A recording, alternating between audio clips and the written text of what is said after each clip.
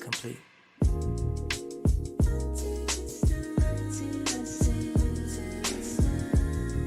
Yeah. Take 3.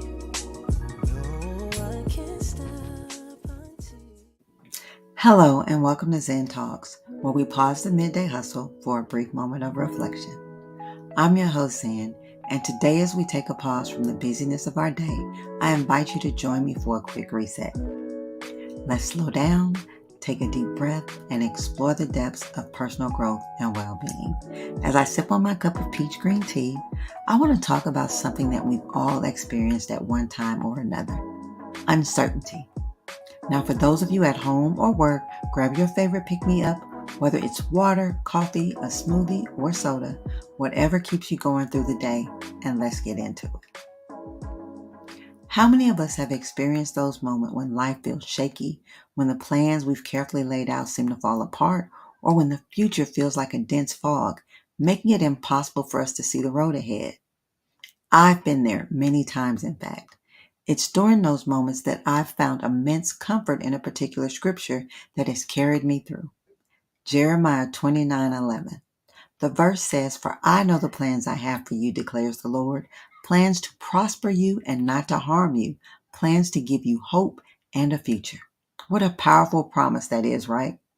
But trusting God's plan, especially when life is uncertain, is often easier said than done. In today's episode, I want to explore this scripture and talk about what it means to truly trust in God's plan for our lives, especially when there's doubt or fear. How do we lean on faith when the future is unknown? How do we surrender to a plan we can't see or understand? So let's talk about the context of this scripture for a moment. Jeremiah 29:11 was written to the Israelites while they were in exile in Babylon.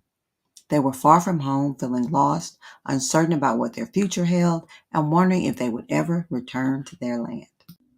In the midst of their confusion and pain, God sends this message through the prophet Jeremiah, assuring them that he has a plan for their future, a plan to give them hope. Notice that the promise doesn't say there won't be hardships or that the path will be smooth. In fact, the Israelites were told they would be in exile for 70 years before things changed. But even that waiting, God's promise was clear. There's a plan in place, a good plan. So what does this mean for us today? For me, it's a reminder that even when I can't see the full picture, even when my plans fail, God's plan is still at work. And that gives me hope because his plans are always better than mine. Let me share a personal story. There was a season in my life when I was at a crossroads. The plans I had for my career, for my personal life, just weren't coming together the way I envisioned. I was frustrated, and honestly, I questioned if God really had a plan for me. But over time, as I leaned into prayer, trusted his timing, and released my need to control every detail, things started to unfold in ways I never expected. What looked like a setback was actually a setup for something far better than I had planned for myself. Has that ever happened to you? When we're in the middle of uncertainty, it's natural to feel anxious. We want to know what's next and how it's going to work out. But sometimes faith means trusting without having all the answers. It means resting in the knowledge that God's plan is unfolding, even if we can't see the full picture yet. So today I want to give you a few practical ways I found helpful in trusting God's plan, especially when life feels uncertain. The first one is embrace the waiting. None of us like waiting, do we? But often waiting is where God is working behind the scenes. It's in the waiting that we grow, that our faith is strengthened. So instead of seeing the waiting as wasted time, see it as a season of preparation for what's to come. Secondly, release control. This is a big one. We often hold so tightly to our own plans that we leave little room for God to work. But when we release control and trust that God's plans are greater than ours, we open ourselves to possibilities we hadn't imagined. Next, focus on today. We often get overwhelmed because we're so focused on the future. But what if we focused on today instead? Trusting God's plan doesn't mean we have to know every detail about the future. It means trusting him with today, knowing that he's already in our tomorrow, and then look for evidence of his faithfulness. One way to trust in God's plan is to remember His faithfulness in the past. Take time to reflect on moments when God came through for you, when things worked out in a way you couldn't have predicted. Those moments are reminders that He's still in control and working all things together for your good. I want to encourage you to ask yourself, where in your life do you need to trust God's plan? Maybe you're in a season of waiting. Maybe things aren't unfolding the way you thought they would.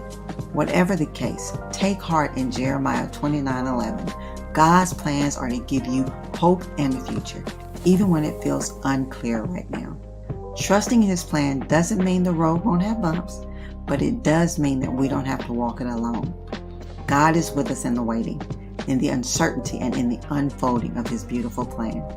So before we wrap up, let's take a moment to breathe and reflect. Wherever you are, whatever uncertainty you're facing, I want you to know that you can rest in the assurance of God's good plan for your life. Trust that He's working things out for your good, even when you can't see it. Well, thanks for joining me in this moment of reflection. I hope this conversation has reminded you to release control and trust in something greater. If you have thoughts or experiences you'd like to share, you know I'd love to hear them. Feel free to reach out. If you enjoyed this episode, don't forget to subscribe, share it with a friend, and of course, follow me on Instagram at I am Zenja or Facebook at Zenja Bloomfield.